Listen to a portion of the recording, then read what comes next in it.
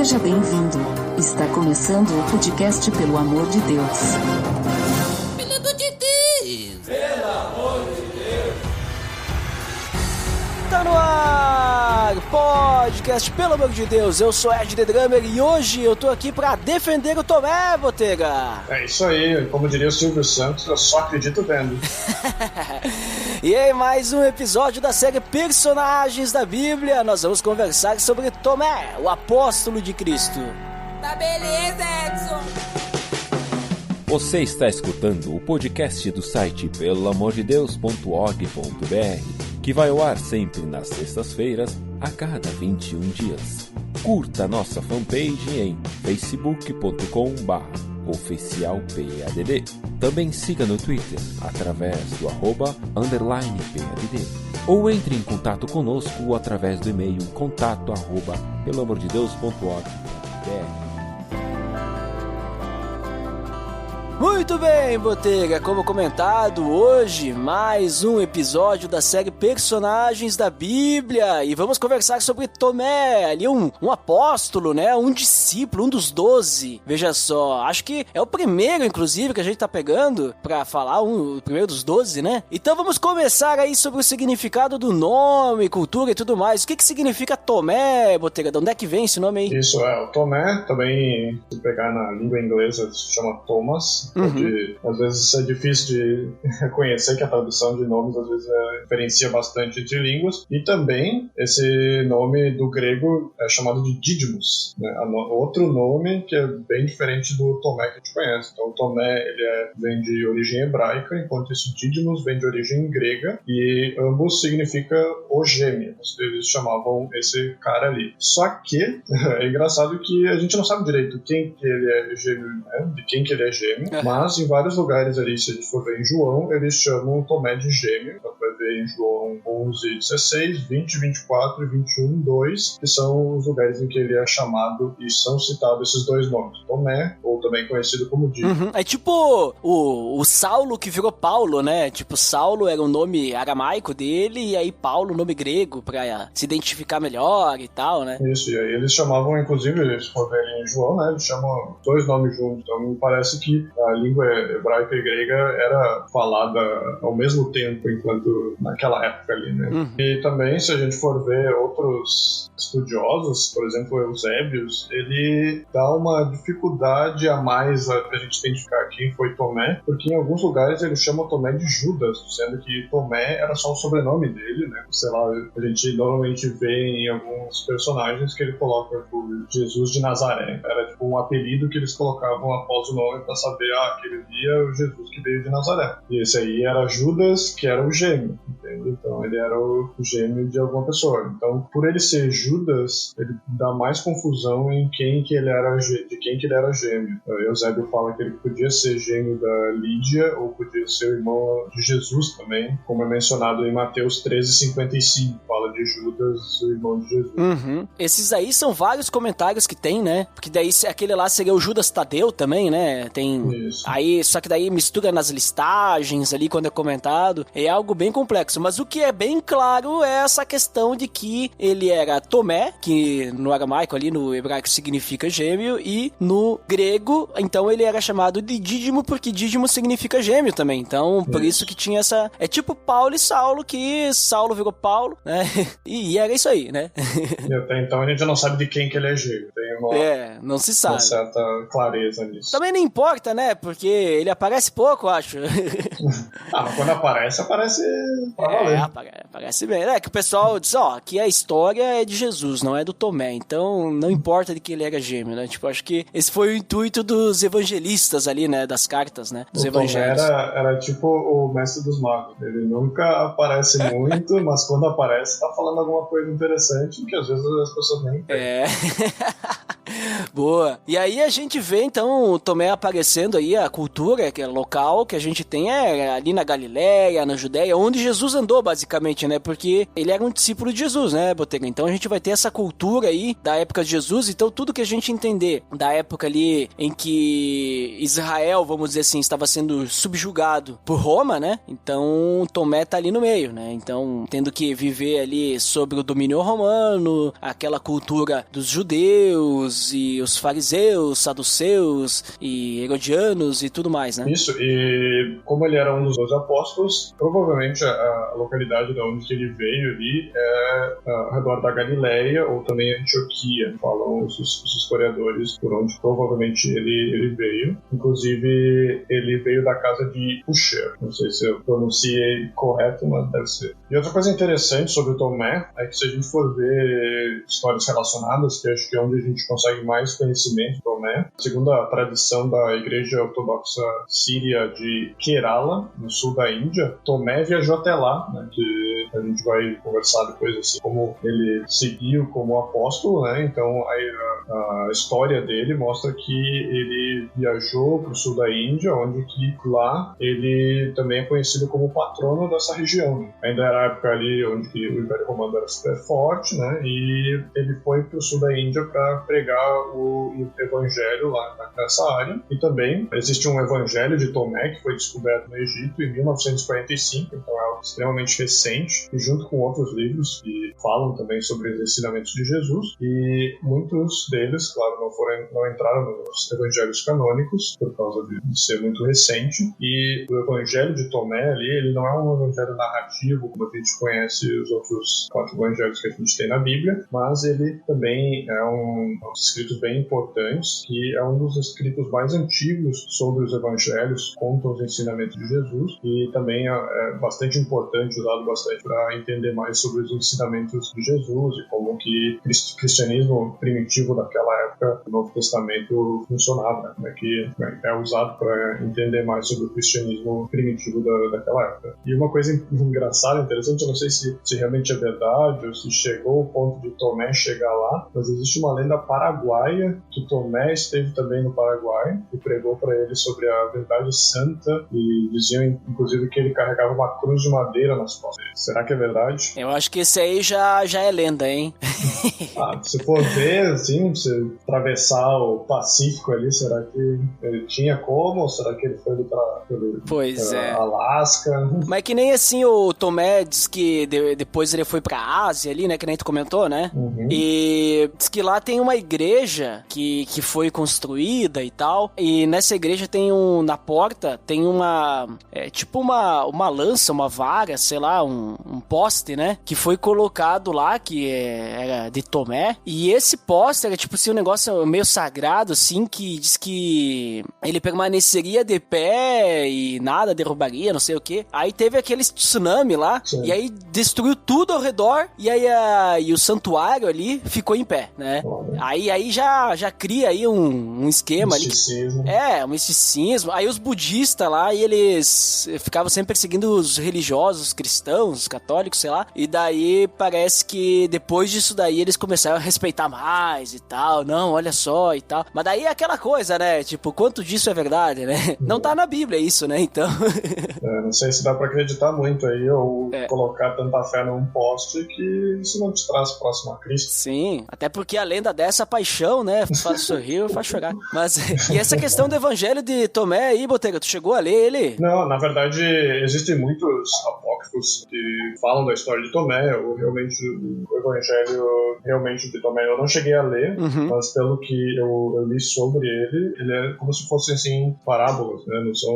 Não é um trecho narrativo, como eu falei, né? Ele não conta a história de Jesus, mas ele é como se fosse, assim, um aramado de ensinamentos que ele provavelmente foi que Tomé escreveu ou que alguém próximo a ele que escreveu, né? São como se fossem só alguns ensinamentos. Eu li, Botega. Tu leu? Nossa. Sim. fui atrás, tem na internet, né? E como é que é? Então, ele começa assim, são os ensinamentos secretos de Jesus, né? Oh. E daí é escrito, eu não lembro agora de cor, mas é escrito por, ele fala lá, Tomé Dídimo, né? Tipo, não tem alguma coisa assim, mas não me recordo bem. É difícil tu achar, tem que achar a tradução boa, tá? Porque tem algumas traduções aí que elas tiram muito, assim, a palavra do contexto e a frase em si, né? Sim. Mas é exatamente isso aí que tu falou, eles são ditos, né? Não é uma história, né? Como os evangelhos, são ditos. Então tem, por exemplo, ali, e ele disse, tinha, que nem a parábola das sementes, né? Que são jogadas no caminho e tal. Então, aí fala, ele disse,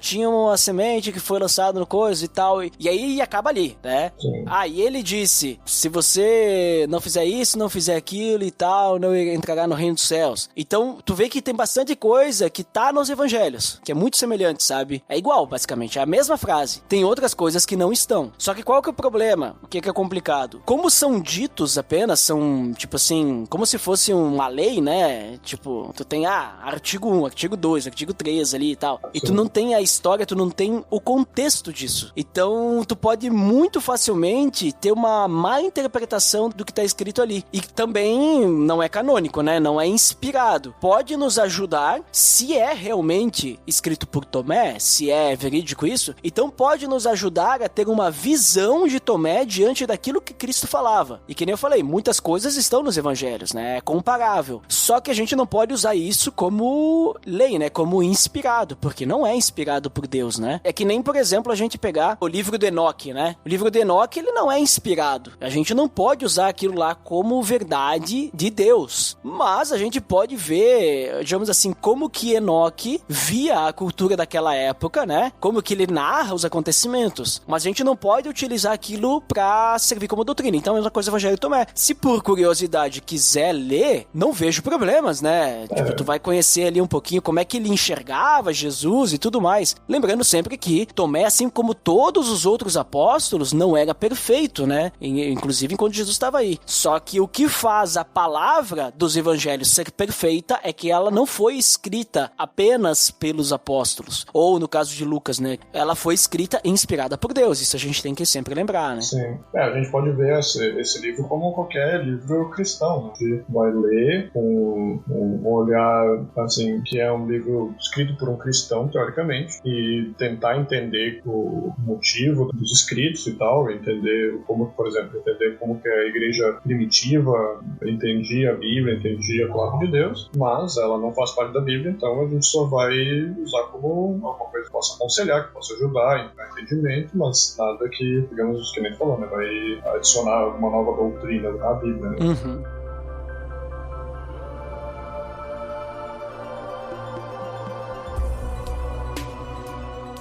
Muito bem, Botega. Então, hoje, o nosso episódio não vai ser muito longo, eu acho, né? Porque nós não temos muito o que falar de Tomé, né? Ele aparece poucas vezes. Então, nós já entendemos aí alguns pontos sobre o pano de fundo aí de Tomé. Mas agora vamos dar uma olhadinha aí na palavra, né? Na Bíblia. O que fala sobre Tomé? Como é que Tomé, ele aparece? Quais são os locais? Porque ele aparece pouquíssimas vezes, né? Nos evangelhos. Aparece também uma vez em Atos. E aí, onde é que a gente vê a história de Tomé e o que a gente acaba conhecendo sobre ele através dos evangelhos e de Atos Apóstolos? A maioria das vezes que a gente vai ouvir falar sobre Tomé vai ser no Evangelho de João, né, onde tem a maioria dos escritos, e é interessante que aparece sempre em trechos bem conhecidos. Mas e aí, Duda, onde que o Tomé vai aparecer a primeira vez? A primeira vez que a gente vê Tomé nos evangelhos, seguindo uma ordem cronológica, é lá em Marcos 3,18 e Lucas 6,15, que é quando Jesus ele tá escolhendo os 12, né, que ele fala que ele escolheu 12 apóstolos e tal. Então é uma listagem de nomes. Então ali, nesse ponto ali, a gente não tem nada assim de Tomé, né? A não ser o nome dele, tipo. E ali também aparece o Tadeu, né? Tipo, Tiago, filho de Alfeu e Tadeu, que a gente falou ali que tem essa questão de confusão ali quando fala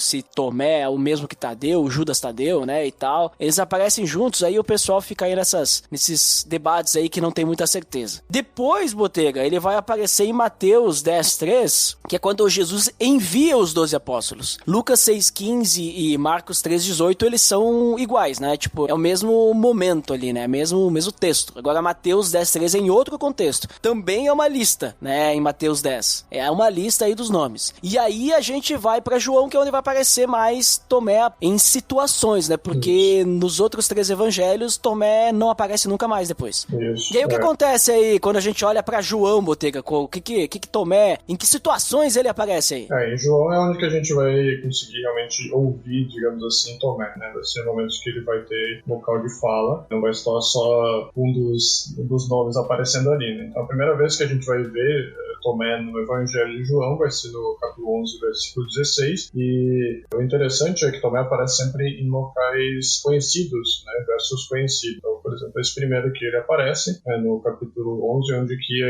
narra a morte de Lázaro, onde os apóstolos estão ali debatendo se eles deveriam voltar para a Judéia ou não, onde que Jesus tinha quase sido apedrejado pelos judeus. Então Tomé fala, vamos também nós para morrer, e morremos com ele. Primeira vez que ele fala, digamos, ali no Evangelho de João, já um trecho mostrando a força dele, né, a vontade que ele tinha de pregar o Evangelho, ao ponto de realmente se colocar em perigo, digamos, para estar junto com Jesus. Isso, e esse momento é interessante porque a gente percebe que Tomé, ele estava junto com Jesus até o fim, né? Ele não se importava, ele entendia que ele era o mestre. Então, por isso que eu digo, hoje eu tô aqui pra defender o Tomé, entendeu? É isso aí. O pessoal fala muito mal de Tomé aí e tal, mas Tomé, ele não era o cara assim que, digamos assim, não se importava. Eu acho que Tomé, ele confiava, né? Só que ele não confiava em qualquer um. É isso aí. Mas em Jesus ele confiava. A personalidade de Tomé era bastante forte, né? E a gente pode até colocar ele como um dos mais fascinantes apóstolos que a gente vai ter, né? Vamos ver, por exemplo, ali no outro verso que ele aparece, no capítulo 14, verso 5 de João, que é logo antes do conhecido verso que a gente tem sobre Jesus falar que ele é o caminho, a verdade e a vida, uma frase que todo mundo deve saber de cor, e essa frase foi falada por Jesus a resposta de uma pergunta de Tomé, que Tomé pergunta para Jesus, Senhor, não sabemos para onde vais, como saber o caminho? Então, digamos, Tomé indagou a Jesus para responder essa frase mais conhecida, digamos, que a gente tem sobre Jesus. E o que tu acha que a gente pode tirar dessa frase, assim, Duda? Nesse ponto, Jesus está comentando também aquela famosa questão de que no céu, né, lá na casa do Pai há muitas moradas e Jesus vai até lá para preparar a morada para nós, para preparar o local, né? Tem muito relação com aquela questão cultural do judeu sobre o noivado, que o noivo vai preparar a casa para esperar a noiva, então a igreja é a noiva de Cristo e ele tá lá preparando a morada, e aí Jesus diz que ele vai voltar para buscar os cristãos, né? Para que então eles estivessem com ele, toda aquela ideia do noivado, do casamento. E aí então Jesus fala, vocês conhecem o caminho para onde eu vou. E aí que Tomé diz, peraí, mas eu não conheço, né? Eu não sei para onde é que tu tá indo. E Tomé, ao mesmo tempo que ele era intenso na crença, ele também era intenso na dúvida. Tipo, pra Tomé, ele não podia, digamos assim, ficar na dúvida. Peraí. Calma lá, Jesus. Tu tá falando que a gente conhece, mas eu não sei. Como assim? Eu não quero ficar nessa dúvida aqui, entendeu? Então a gente muitas vezes pensa assim, Tomé é o cara que só acreditava vendo. Mas só que, digamos assim, se ele não tivesse certeza, ele ia errar o caminho, né? Então, por isso que ele pergunta, ele fica com essa dúvida, ele já fica aflito ali naquele momento, né? A gente podia até dizer daqui a pouco, e aqui eu me arrisco, né? Que dizer que Tomé antes de um cara que ficava duvidando, ele era um cara ansioso, né? Tipo, como assim? Pega aí, não, pega aí, não vai ainda, segura aí, deixa o mapa aqui pra nós. A gente não sabe. E nós podemos ver, assim, do nosso dia a dia, às vezes quando estamos perto de alguém que tem talvez mais conhecimento, no caso ali que nem Jesus, ou um chefe, alguma coisa assim, aí a pessoa fala alguma coisa que tu faz parecer que tu deveria saber, que nem ali no caso que Jesus fala, vou vir buscar vocês e tal, né? E tu fica naquela, vou só sorrir e vou dizer, não, beleza, né? Acho que alguém deve saber o que Jesus está falando ali, né? No caso do Tomé, não, né? Tomé, ele não sabia e ele não tinha medo de parecer, talvez, burro ou ignorante nesse assunto. Ali foi realmente dizer, ó, não sei se talvez os outros apóstolos estão sabendo de alguma coisa que eu não sei, mas eu não sei pra onde que a gente vai aí, qual que é o caminho aí, me diz aí qual que é a resposta. Isso, então ele é tipo aquela criança lá que quer ter todas as respostas, né? Isso. Ele não fica quieto na dúvida, né? Então daí ele pergunta, Jesus responde, então, eu sou o caminho, a verdade. Ou seja, Jesus está dizendo que ele é o caminho, e inclusive ele disse, vocês me conhecem, vocês vão conhecer o Pai também. Então ele continua. Mas aí o que eu vejo ali, né? Eu vejo assim que Tomé tem essa ânsia de querer ter o conhecimento concreto, né? Na mente dele. Isso. Por isso essa ideia do ver e tocar, né? Ele precisa ter o negócio assim com os detalhes. Ele precisa realmente ter a certeza de que tá com a informação correta, porque senão, depois lá na frente, quando ele necessitar disso, tipo, a gente vai chegar lá e então, Botega, tamo indo aí no estádio de Wimbledon, né? Vamos aí assistir aí um evento? Aí eu chego pra ti, e aí, Botega, como é que a gente chega lá? E tu me diz, eu não sei chegar lá. Aí eu digo, mas Botega, tu não mora aí em Londres, como tu não sabe? Eu pensei que tu soubesse. Não, mas eu não sei, eu pensei que tu soubesse, tu que me convidou pra ir, né? E aí a gente fica naquela e a gente não vai chegar no local, né? Claro que, obviamente, a gente ia achar hoje, porque temos Google Maps, a gente pode pedir informação, né? Mas ali em Jesus é diferente. Vai pedir informação pra quem, né?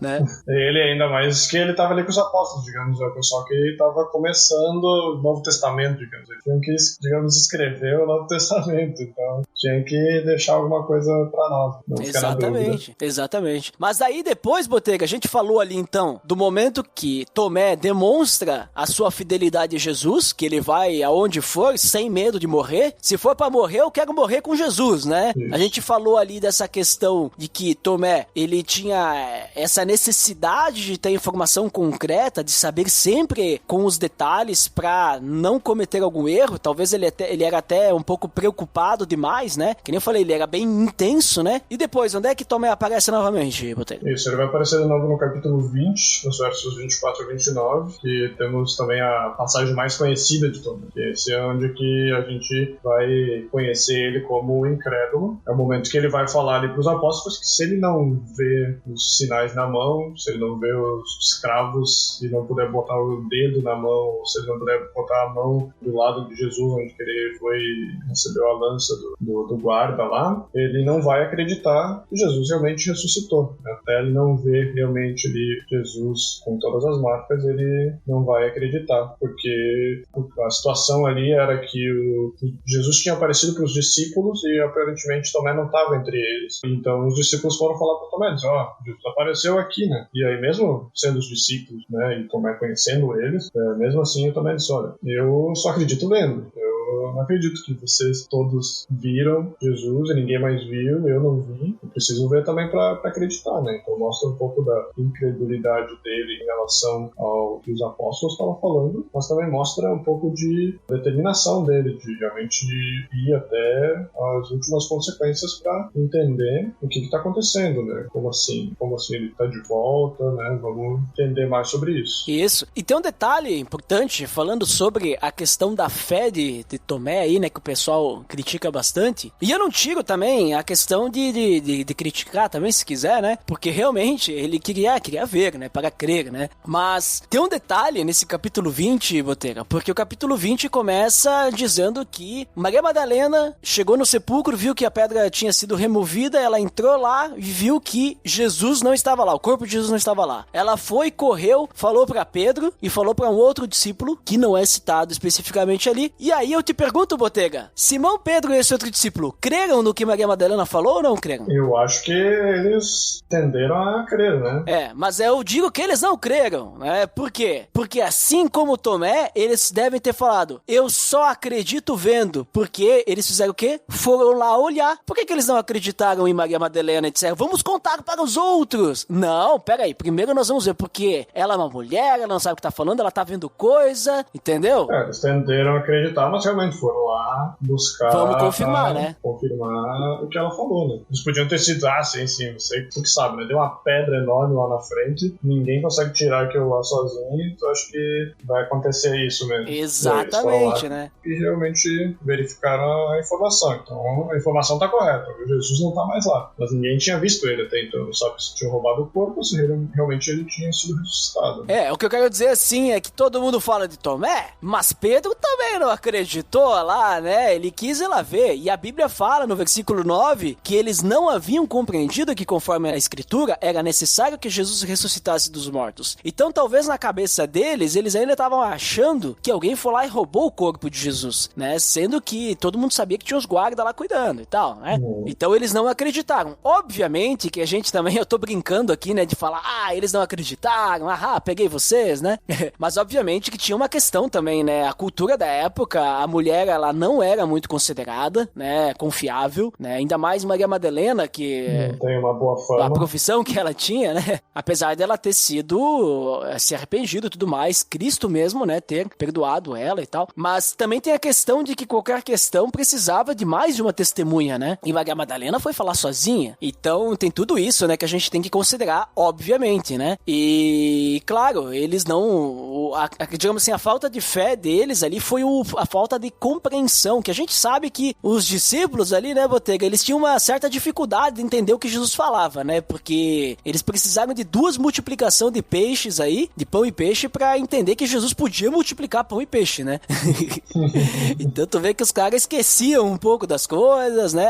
Então acabou, agora Jesus morreu mesmo e tal. E aí eles só acreditaram mesmo que Jesus tinha ressuscitado quando Jesus apareceu pra eles. Então por isso que eu digo assim que Tomé é um pouco injustiçado, porque Tomé é o único que fala com a boca dizendo assim, eu só acredito vendo, os outros ninguém falou. Mas eu acredito sim que no coração deles eles estavam pensando assim, mas será mesmo? Mas será mesmo que Jesus saiu lá sozinho? Que ele ressuscitou? Eu quero ver.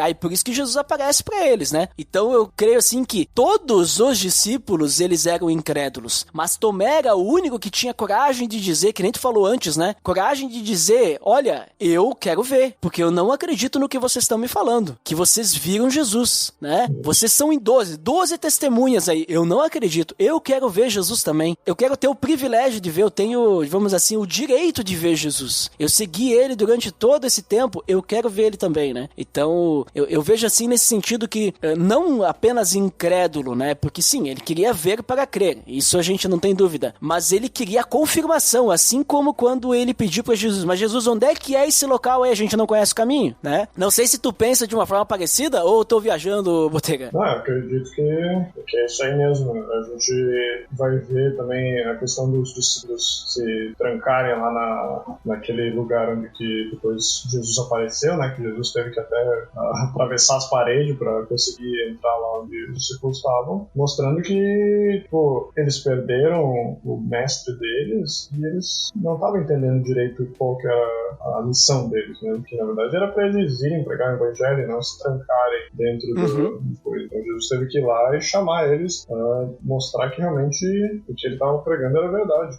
Eles estavam com medo, Botega, falta de fé, olha ali, ó, eles estavam com medo. Com medo. Nessa primeira vez que Jesus aparece, Tomé não tá ali. Então, digamos, Tomé era o que tinha menos medo, digamos, entre eles, né? Porque nessa primeira vez ele não tava, e depois quando os discípulos foram lá falar com ele, que daí ele tá, então se Jesus tá aparecendo pra vocês aí, eu vou ficar junto aí, porque eu quero ter certeza. Então, talvez demonstre que Tomé era o mais destemido entre os discípulos, enquanto os outros estavam todos presos lá numa sala, temendo que os judeus ou o Império Romano, quem fosse, viesse lá pra prender eles, matar eles, foi feito por Jesus. Tomé não tava ali entre eles, né? E tanto que ali nesse capítulo 20, no verso 28, tem um dos trechos mais importantes, assim, um testemunho mais poderoso que a gente pode ter, né? Que é uma frase extremamente simples, mas que mostra toda a devoção que Tomé tinha, né? De ser destemido, de colocar a vida dele em risco por Jesus, né? Que quando Jesus realmente aparece para ele, o que ele fala é Senhor meu, Deus meu, né? Então é um testemunho extremamente poderoso para ele falar, né? Que realmente ele tá ali vendo Jesus e tá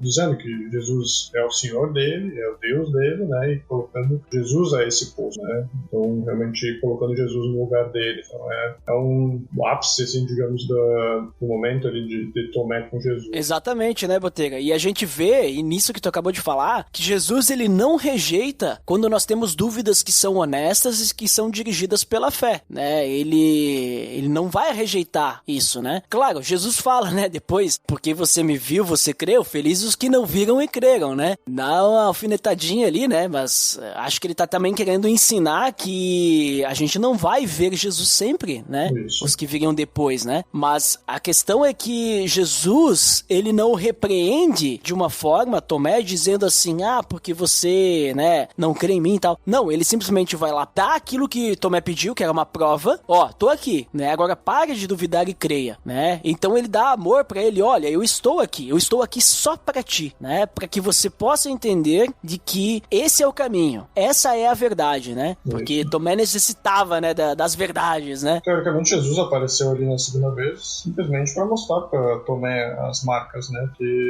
esse trecho é bem curto e realmente é focado nesse momento em que Tomé vai realmente ali e Jesus diz, vem aqui, encosta aqui nas minhas feridas e tira a prova de que realmente sou eu, né? Então, que é esse momento em que Tomé responde a Jesus. Então, isso. Que nem tu disse, Jesus não veio para repreender por causa da tua falta de fé, ele quer realmente provar que ele necessita receber toda essa fé. Ele, que nem tu disse, né? Felizes são aqueles que não precisam dessas provas. Então hoje a gente, que nem tu disse, a gente não precisa, hoje a gente não tem como também, né, ver Jesus e dizer, não, só vou me converter se Jesus descer aqui agora e mostrar as feridas dele. E eu acho que às vezes são coisas que a gente tenta procurar na igreja, a gente querer procurar provas de uma sensação ou provas de alguma coisa que Jesus está dizendo, felizes são aqueles que não precisam dessas provas, sabe? A gente não precisa estar procurando elas para realmente ter certeza que Jesus realmente foi pro céu, subiu, está à direita de Deus, como a gente sabe, né?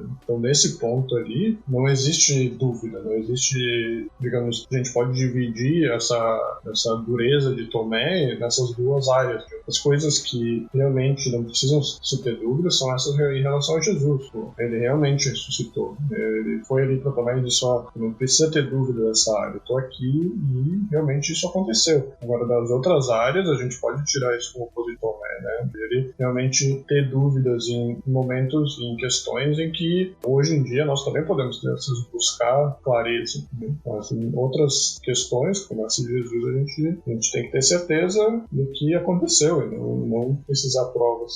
Não, a dúvida de Tomé, eu entendo assim que ela era sincera e também aceitável, né? Porque Jesus mesmo falou anteriormente que surgiriam falsos profetas. Como que Tomé poderia ter certeza de que aquilo que os colegas dele, os irmãos deles aí, né? Os 12, ou melhor, os 11, os outros 10 ali que estavam. Os 10 porque Judas não estava mais entre eles e Tomé era o 11º. Então os outros 10, né? Como que ele poderia saber se eles não viram alguém parecido com Jesus? Alguém fingindo ser Jesus, né? Então ele queria realmente... Por isso que até ele fala, né, Botega? Eu não quero só ver Jesus, eu quero ver as marcas. Porque eu sei que Jesus foi crucificado e ele vai ter as marcas. Eu quero ver as marcas. Porque daí eu terei certeza que esse é Jesus e não um impostor. Claro. Então eu vejo assim nesse ponto que ele era leal a Jesus até o fim, só que ele tinha esse problema dele, que é essa fraqueza, que ele lutava com essa questão pessimista dele, né? Tanto naquela parte, Jesus, nós não vamos saber o caminho, nós não vamos saber chegar lá. Aqui, não, mas vocês têm certeza que era ele mesmo? Era um impostor, hein? Um falso profeta. Eu acho que vocês foram enganados. Vocês não viram Jesus. Vocês estão alucinando, né? Como eu sempre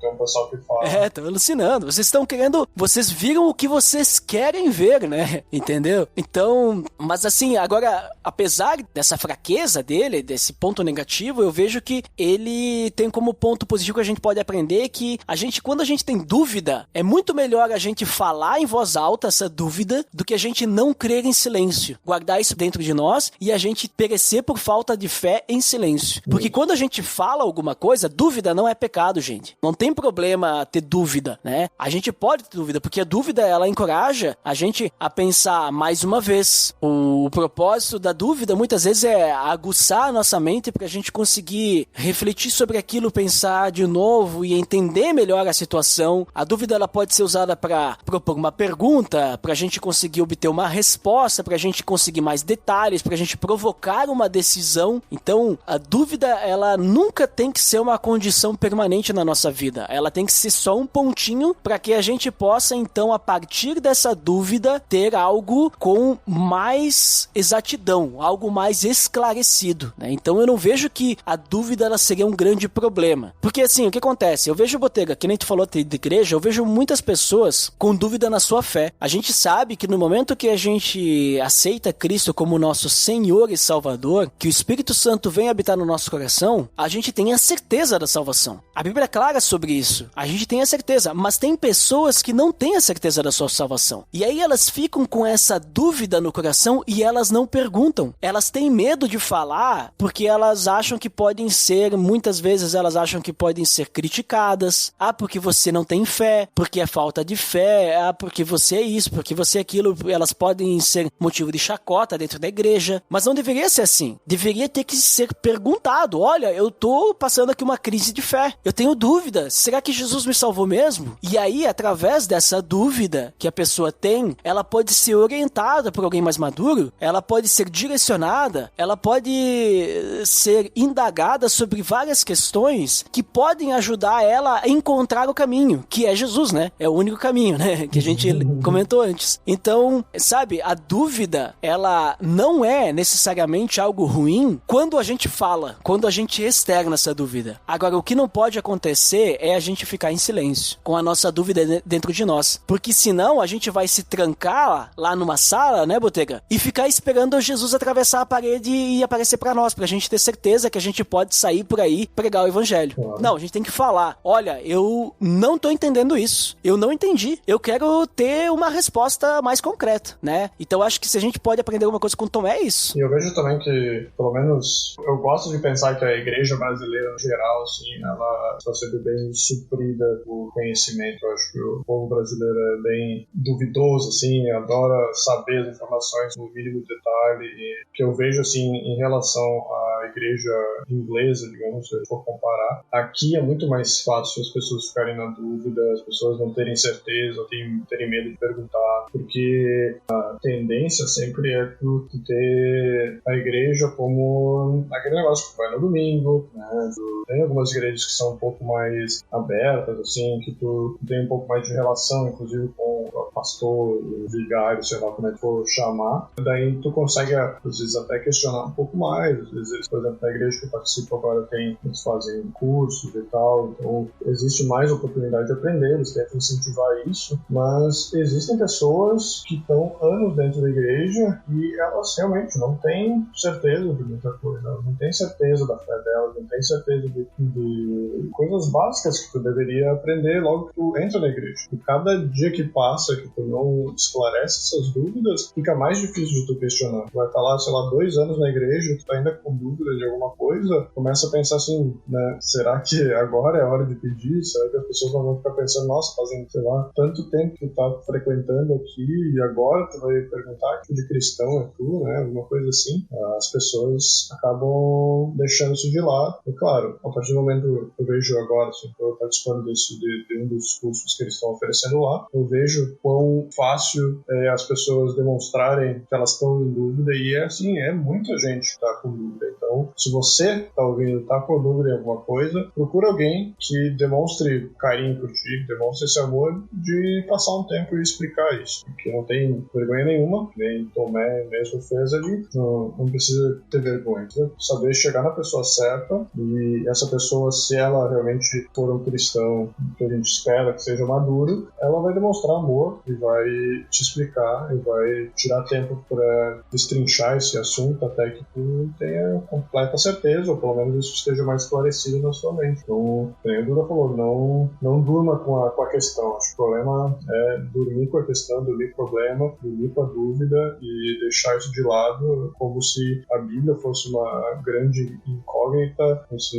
nossa, é muito difícil de entender, eu vou deixar esses assuntos pro pastor, né? Eu fico só aqui com Jesus morreu na cruz, é a única coisa que eu preciso saber, essas coisas, né? A nossa fé precisa crescer, porque vai chegar um momento em que a gente vai ser questionado, um momento em que alguma pessoa vai vir e vai te questionar sobre algum assunto, e se tu não tiver certeza disso, é fácil de tu parecer um bobo para outras pessoas, para quem não é cristão, né? Nossa, tu tem uma fé tão rasa, tu acredita numa coisa que tu não consegue me explicar, se alguém vier pedir qual que é o motivo da tua fé, tu não sabe explicar, por que tu é salvo, tu não sabe explicar, tu só vai pensar, nossa, que fé é essa? Pra que eu vou ir na tua igreja, sendo que tu não tem conhecimento nenhum, tu tá fazendo o que todo domingo lá, né? Tu acaba passando por uma pessoa ignorante das outras pessoas. Exatamente, né, Botega? E digo mais, isso tu falou de vergonha, assim, não se sinta acanhado em suas dúvidas, pergunte mesmo. Quanto mais a gente perguntar, melhor. A Bíblia fala que, agora eu não tenho certeza onde está, e também nem as palavras certas, mas ela fala que o povo perece por falta de conhecimento, né? E se não tá na Bíblia, devia estar, né, Botega? Mas a gente precisa, eu citei antes ali a questão de multiplicação dos peixes, porque, pensa só, hoje a gente crê em Jesus sem vê-lo, né, fisicamente e tal, né, porque Hebreus fala que a fé é a certeza das coisas que não se veem, mas pensa só, os discípulos estavam junto com Jesus, aí tinha o povo lá pra, né, alimentar, aí Jesus pede que vocês têm, eles vão lá com os pão e peixe, Jesus multiplica e eles viram aquele grande milagre, Jesus alimentando todo mundo com poucos pães e peixes. Aí passa um tempo, alguns meses até mais, e aí eles se encontram na mesma situação, a exata mesma situação. Aqueles discípulos que viram Jesus alimentar uma multidão, eles não creem que Jesus pode fazer de novo. Eles esqueceram ou não acreditavam, porque eles chegam lá de novo, Jesus, como é que vamos alimentar? Não vai dar. E aí Jesus, mais uma vez, multiplica os pães e peixes. Temos a segunda multiplicação. Então percebe, os caras andando com Jesus, vendo Jesus fazer as coisas, Jesus dizendo pra eles diretamente, eles não conseguiam entender por que nós vamos nos envergonhar de talvez ter alguma dúvida, que Deus pode usar um irmão nosso para nos sanar essa dúvida e nós podermos crescer ainda mais como filhos de Deus, né? A ideia de nós andarmos igreja é exatamente essa, para que a gente possa edificar uns aos outros. Se nós não externalizarmos nossas dúvidas, como que o nosso irmão vai me edificar, né? Como que ele vai responder a minha pergunta, a minha dúvida, né? Então nós precisamos ter sinceridade, né, e realmente falar. Mas, Botega, é importante também citar que eu falei antes de fraqueza, a gente não citou, né, porque não é falado o nome de Tomé, mas Tomé também, assim como os outros, né, abandonaram Jesus quando ele foi preso, né, fugiu, né, junto, né. Então, Tomé, assim como qualquer um de nós, ele temia por sua vida. Mas assim, ó, também tem um detalhe, né, Botega, ele abandonou, mas Jesus mandou, né, Jesus disse que não era pra pegar nenhum deles e aí eles fugiram, né. Em João fala, né, que Jesus diz, olha, é só a mim que vocês querem, deixem eles irem, né? Sim. Então, assim, abandonaram e tal. Lá com Lázaro, Tomé queria morrer, mas ali ele já não queria mais, né? Que sacanagem quanto... cada momento na história tem um significado, então acho que... Sim, ali o contexto é diferente, né? O contexto ali acaba sendo diferente, mas ele, no final das contas, vai ter que responder pela como é que é? Por ter corrido nesse momento, né? Mas... Que é o que tu já falou, né, Botega? Que ele declara ali, então, que Jesus, ele é o Senhor dele, o Deus dele, né? Não, é isso.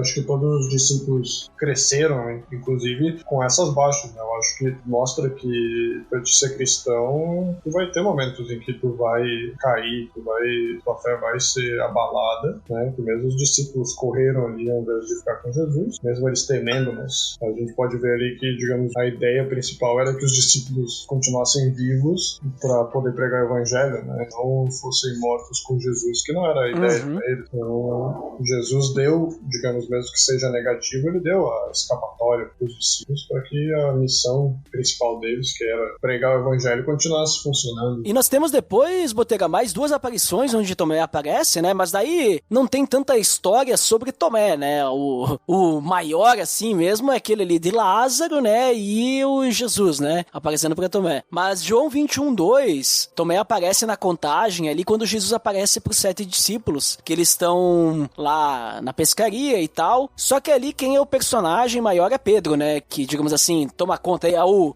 protagonista. Tomé nem coadjuvante ele é só figurante aí. Ele só tá junto, né? E depois lá em Atos 1:13, então Jesus já ascendeu aos céus e eles precisavam do substituto para Judas, então eles se reúnem, né? E aí na reunião ali aparece Tomé também. Então Tomé aparece nessa reunião dos apóstolos ali, que depois eles acabam escolhendo Matias, né? Como o substituto de Judas, né? Sim. E depois aí a gente vai ter que entrar pros apóstolos, né? Pra entender mais o que aconteceu com Tomé, inclusive a morte dele, não é citado. Então, extra-bíblico, Botega, extra-bíblico aí, o que não tá na Bíblia, no cânon, né? Isso. O que tu encontrou aí sobre curiosidades aí, o que pode ter acontecido com Tomé, sua morte e tudo mais? O que tem? Isso então, segundo a literatura apócrifa, né, livro fora da Bíblia, fora do cânon, Tomé, então, é morto na Índia pelo rei Misdai, ou Misdai, não sei como pronunciar, mas foi morto por esse rei porque ele era considerado bruxo lá, e ele estava indo em direção à Macedônia, estava ali na área onde hoje a gente conhece como Índia, ou não sei se naquela época já era considerado índio, mas ele estava por aquela área pregando evangelho e foi morto como um bruxo. Então essa é o que se fala, eu acredito que é a história mais correta sobre a morte de Tomé. Demonstra que ele foi longe, né, para pregar o evangelho, em lugares mais orientais, né, de onde que passa a maior parte dos nossos livros bíblicos. É isso aí.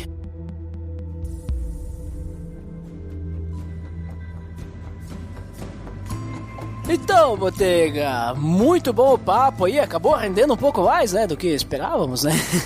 Deu uma boa enrolada. É que Tomé não tem muita história, mas só que onde ele aparece, ele causa, né, Botega? A gente deveria, esse é um bom exemplo, né? Deveria ser assim também, né? Você não causar muito tumulto, mas tá ali pra quando precisar falar aquela frase de impacto. É isso aí. Então tá, Botega, vamos pras nossas considerações finais, o que você considera finalmente, por favor. Então, Tomé foi um discípulo bem engajado, a gente pode ver, ele lutou pela fé ao ponto de estar disposto a morrer, e também o principal foco dele ali foi, então, a gente consegue ver pelas fotos e tal, é que era pregar o evangelho para todas as nações. Ele, apesar da incredulidade dele, o que a gente pode tirar algo positivo disso, né? Ele queria aproveitar esse tempo que ele estava com Jesus para aprender o máximo, então ele não deixou nenhuma dúvida aberta. E a parte, digamos, que também a gente pode tirar dessa incredulidade é que a gente deve testar qualquer tipo de doutrina, qualquer comentário, qualquer milagre que for ver, mesmo que estejam dizendo que Jesus ressuscitou, alguma coisa nesse sentido, mas que coloque a luz da Bíblia. Eu acredito que Tomé tenha ouvido, ou pelo menos conhecia sobre Jesus ter falado que ele precisava ali, ou outros momentos em que Jesus falou sobre ele ressuscitar, mas acho que Tomé queria realmente tirar a prova. E hoje a gente precisa tirar a prova com o que a gente tem nas mãos, que é a Bíblia. Então, se mesmo que seja o pastor que está falando isso, ou seja o seu amigo, alguma coisa que esteja falando algo que você não tem certeza, se é uma doutrina, ou se devem os cristãos fazer isso, devemos fazer isso, ou alguma coisa que coloca o cristianismo como uma doutrina, né? Não, essa igreja faz certo porque nós fazemos isso, sabe? Então coloca a luz da Bíblia, vê onde que isso fala, tenta levantar questionamentos nisso e tentar entender os dois lados. Por que tem, sei lá, uma igreja que faz dessa forma, outra igreja que faz de outra forma, qual que é a diferença, por que isso acontece? Isso só vai trazer pontos positivos para ti, vai te tornar mais conhecedor desse assunto, né? Pode instruir as pessoas mais para frente, ajudar numa discussão sobre esse assunto, ou seja, tu vai ajudar as pessoas a glorificando a Deus com coisa que realmente vai trazer crescimento para as pessoas. Show de bola, Botega. Muito obrigado por mais uma gravação aqui conosco no Pelo Amor de Deus. E eu também quero finalmente considerar que nós temos que ver as coisas boas aí de Tomé, né? Muitas vezes o pessoal fica grudado aí nessa questão de falta de fé, chamam de Tomé o incrédulo, e aí depois ele crê, e aí ele passa a ser Tomé o crente. Mas eu acho que sim, o foco ali não é se ele era crente ou incrédulo. Eu acho que o foco é a questão, se eu tenho dúvidas, eu preciso perguntar, eu preciso sanar as minhas dúvidas, eu não posso ficar com as minhas dúvidas, né? E eu acho que isso a gente aprende muito com Tomé, nesse ponto, e eu acho que é muito importante a gente sempre perguntar, nunca fique com essa dúvida, nunca tenha medo de dizer eu não sei também, tá? Então, a gente não precisa saber de tudo, mas a gente já pode aprender, né, as coisas, e aí pra isso também a gente precisa de uns dos outros, né? Então, acho que isso é muito importante, além do que tu já falou, né, Botega, sobre a questão da lealdade, da questão da intensidade também dele em Jesus, mas essa questão realmente, eu acho que muito importante, quando a gente lembrar de Tomé, que você lembrar, porque Tomé só acreditava vendo. Lembre-se que antes do só acreditava vendo, ele queria ter certeza das suas dúvidas, né? Ele queria ter a certeza. E a gente vê isso ele falando várias vezes, e inclusive ajudando os seus companheiros apóstolos, que nem o caso de Lázaro, porque se Tomé não perguntasse, ninguém ia perguntar, eu acho. Né? Talvez ninguém. Ia só sorrir e abanar. Não, e detalhe, lá naquela situação lá daquela pergunta em Lázaro, quando Jesus ele responde lá em João 14, isso e aquilo, aí isso acaba até influenciando os outros, porque depois que Jesus responde pra Tomé, Filipe pergunta, né? O Jesus ele fala sobre o Pai e tal, agora vocês conhecem, têm visto, e aí Filipe pergunta, mas então mostra o Pai, né? Só isso já nos basta. E aí, ou seja, cria até uma certa coragem. Não, Tomé perguntou e o mestre respondeu, e respondeu de boas. Eu também tô com uma dúvida que eu quero perguntar também, né? Sim. Tipo, eu também quero algo. Até influencia os outros, tipo assim, derruba barreiras quando a gente demonstra que a gente não sabe, queremos saber, e tá tudo bem a gente querer saber mais, né? Não tem problema a gente querer tirar as dúvidas. Então isso serve pra qualquer coisa, né? Até, eu lembro assim, na época de faculdade, tinha uma professora que ela falava algumas coisas de propósito só pro pessoal interagir e perguntar, né? Mas ela falava um negócio assim que ninguém tinha entendido, né? Tipo uma palavra estranha e tal. E ela olhava assim, tá, e aí, vocês sabem o que é tal coisa? Vocês não vão perguntar? Vocês têm que perguntar. Se vocês vão ficar aí depois, vão ficar com a dúvida? Só que assim, eu não gosto de usar muito ela como exemplo porque ela era meio chata. Jesus não era chato. Não, Jesus não era. Ela era. Então, Jesus não era essa professora de faculdade, né? Mas é isso, né? Então, mas essa questão, pra gente sempre pensar assim, cara, não morre com a dúvida, né? Não vai dormir com a dúvida que nem o Botega falou antes. Mas é isso, pessoal. Então, por hoje é só e até o próximo episódio. Até mais. Tá bom. Meu Deus.